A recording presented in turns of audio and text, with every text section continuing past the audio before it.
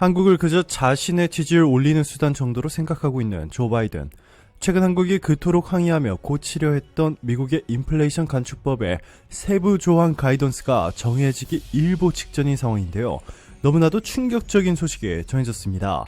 결국 한국은 미국을 향해 칼을 빼들었는데 바이든은 한국이 이렇게까지 강력한 반격을 할지 예상조차 못한 나머지 너무나 당황해하며 혼란에 빠져버렸습니다. 한국이 도대체 얼마나 강력한 반격 카드를 꺼내 들었길래 바이든이 지금까지 계획했던 모든 일을 중단하면서까지 한국에 이토록 매달리기 시작했는지 지금부터 이 놀라운 내용 최고 수익률에서 여러분들에게 전해드리겠습니다. 미국 인플레이션 감축법에 한국산 전기차 보조금 배제 문제를 놓고 정부가 추진하는 해결 방안에 대해 IRA 제정에 결정적인 역할을 한 조 맨친 상원 의원이 정면으로 반대하고 나섰습니다. 최근 바이든의 핵심 정책을 적극적으로 도우며 바이든의 오른팔이라고 불리는 인물인데요. 맨친 의원은 IRA에 외국산 전기차 보조금 배제 조항을 삽입하는데 IRA 제정을 주도했으며 미 의회에서 사실상 캐스팅 보트를 행사하는 중요한 위치여서 미국 주요 외신들은 사실상 맨친 의원의 강력한 반대 때문에 한국이 원하는 것을 얻지 못할 것이라 보도하고 있습니다. 13일 블룸버그와 로이터 통신에 따르면 맨친 의원은 제닛 옐런 미 재무장관에게 보낸 서한을 통해 전기차 렌터카나 리스 차량, 공유 차량 등의 보조금 혜택을 주는 식의 법안 해석에 대해 반대한다며 압박했습니다. 앞서 한국의 현대차와 기아차는 이달 초 미 행정부에 제출한 2차 정부 의견서를 통해 렌터카나 리스 차량으로 쓰이는 전기차도 상용차로 폭넓게 인정해 세액공제 혜택을 부여할 것을 요구했습니다.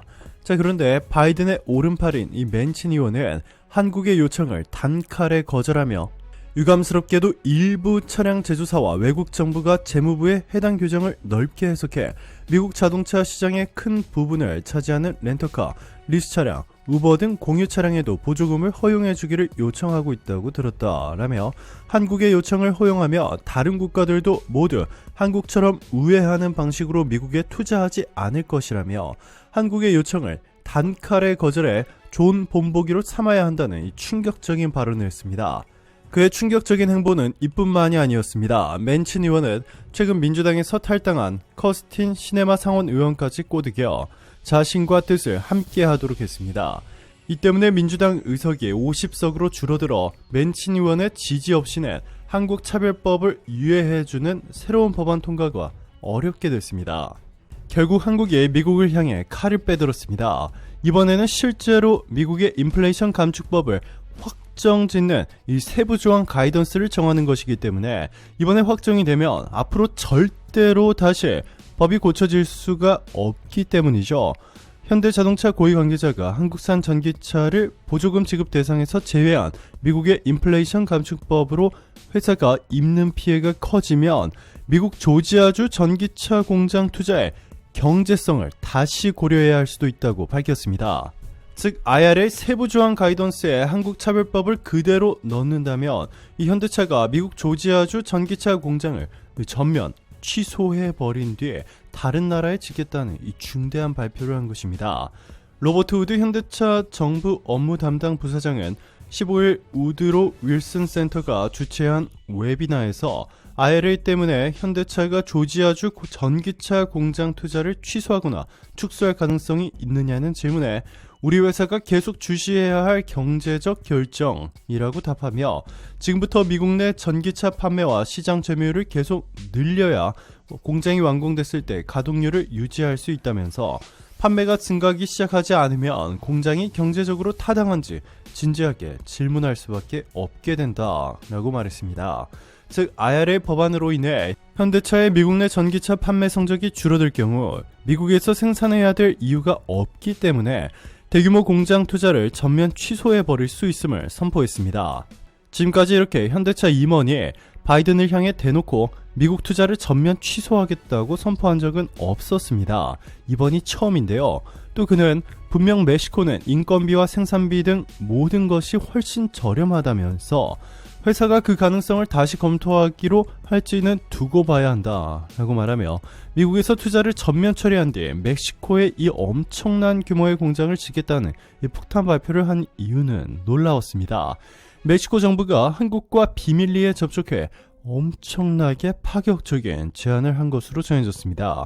정의선 현대차 회장은 가까운 시일 내에 미국의 13조 원을 장기적으로는 100조 이상의 초대규모 투자를 할 계획이었는데요.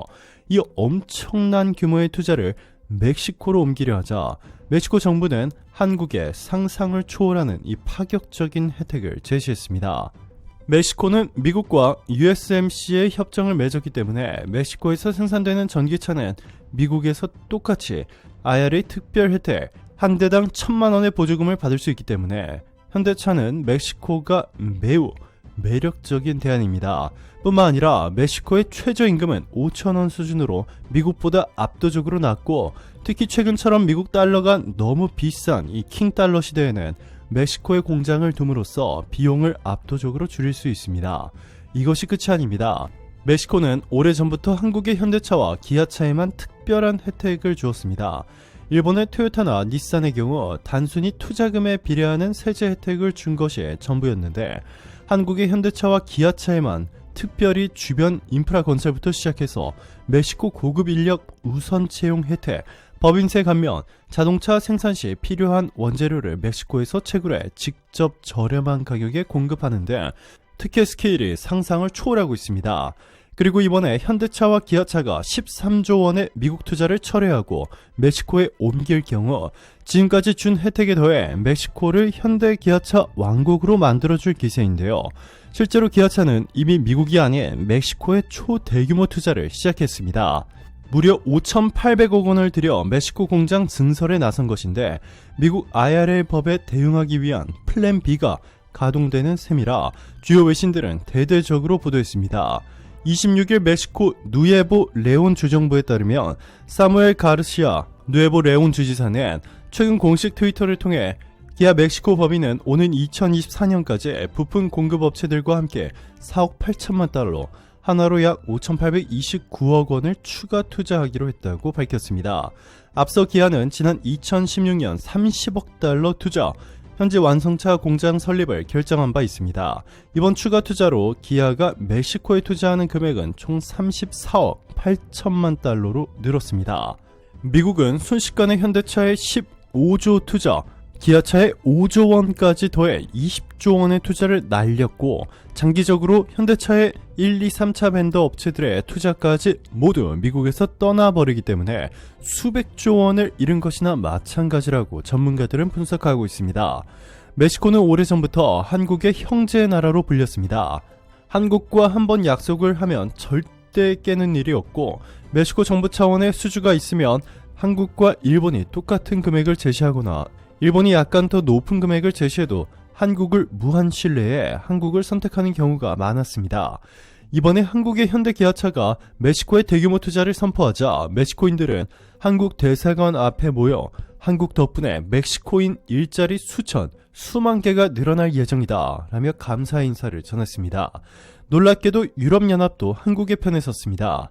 조르자 멜로니 이탈리아 총리는 한국을 100% 이해한다며 미국이 인플레이션 감축법을 통해 미국에 투자를 해준 한국의 이 뒤통수를 친 행위는 매우 차별적이라며 강하게 반대한다고 밝혔습니다.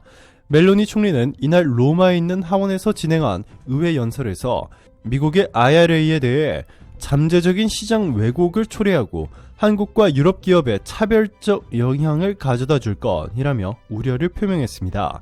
이렇게 멕시코가 한국에 파격적인 제안을 하며 모든 투자를 빼앗길 위기에 놓인 미국, 심지어 유럽연합까지 들고 일어서며 한국의 편에 서자 미국은 이제야 급하게 수습하고 나서기 시작했습니다. 미국 백악관 당국자는 이제서야 한국이 IRA의 대표적인 수혜 국가가 될 것이라며 한국이 원하는 대로 법안을 긴급히 수정하겠다는 뜻을 밝혔는데요. 그럼에도 한국이 미국 대신 멕시코에 투자하는 동시에 유럽연합과 강력한 동맹관계를 구축하려 하자 미국은 한국에 파격적인 제안을 했습니다. 바로 한국의 자체 핵무장, 최근 기시다 일본 총리는 일본군이 제2차 세계대전 참패 후 방어만 해왔지만 이제는 다른 국가를 선제 타격할 수 있게 됐다라며 일본이 북한을 공격할 때는 한국의 허가 따위는 필요 없다라는 충격적인 발언을 했습니다. 더 충격적인 것은 새로 공개한 방위백서에 독도를 일본 땅으로 표기해놓고는 일본이 자신들의 땅인 독도를 지키기 위해서 한국을 선제 공격까지 할 수 있다는 충격적인 소식을 전했습니다. 일본은 이날 발표한 국가안보전략 개정 문서에 일본 고유의 영토인 다케시마에 대해 일본의 일관된 입장에 기초해 의연히 대응한다라는 억지 주장을 포함시켰습니다. 너무나 충격적인데요. 미국은 이에 한국의 우려를 간파한 뒤에 최근 한국의 핵무장에 반대했던 미국 핵심 인사까지 한국의 핵무장을 공식 용인한다라는 폭탄 발표를 했습니다. 아인혼 수석연구원은 버락 오바마 행정부 당시에 미 국무부 비확산 군축 담당 특보를 맡았던 인물로 수십 년간 미 국무부에서 일하며 한미 원자력 협정 개정, 미국의 전술 핵무기 재배치 등 한국의 독자적 핵무장에 대해 강경하게 반대해와 국내 전문가들 사이에서는 저승사자로 불려온 미국의 대표적인 비확산 전문가인데요. 그런데 최근 아인혼 수석 연구원이 한국이 핵무장을 하게 될 경우 미국도 용인할 것이라는 전망을 발표한 것입니다. 아인혼은 상당히 많은 한국 국민이 여기에 미국 핵무기 재배치, 나토형 핵공유 채택 및 확장 억제력 강화에 만족하지 않고 네 번째 대안을 고려 중에 있다며 바로 한국이 자체적인 핵무기 역량을 확보하는 것이라고 말했습니다.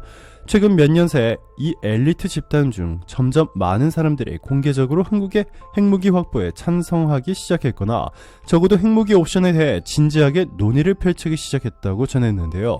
그동안 아인혼의 의견들이 모두 미국 주요 국방 정책의 100% 가까운 확률로 채택된 것을 고려한다면 한국의 자체 핵무장은 사실상 확정된 것이나 마찬가지입니다. 일본이 헌법까지 뜯어 고쳐가며 다시 한반도 침략을 노리는 상황 속에서 한국은 이제 핵무기로 무장해 일본의 침략을 방어할 수 있게 됐습니다. 오늘도 감사합니다. 최고로 멋진 하루 보내시길 바랄게요.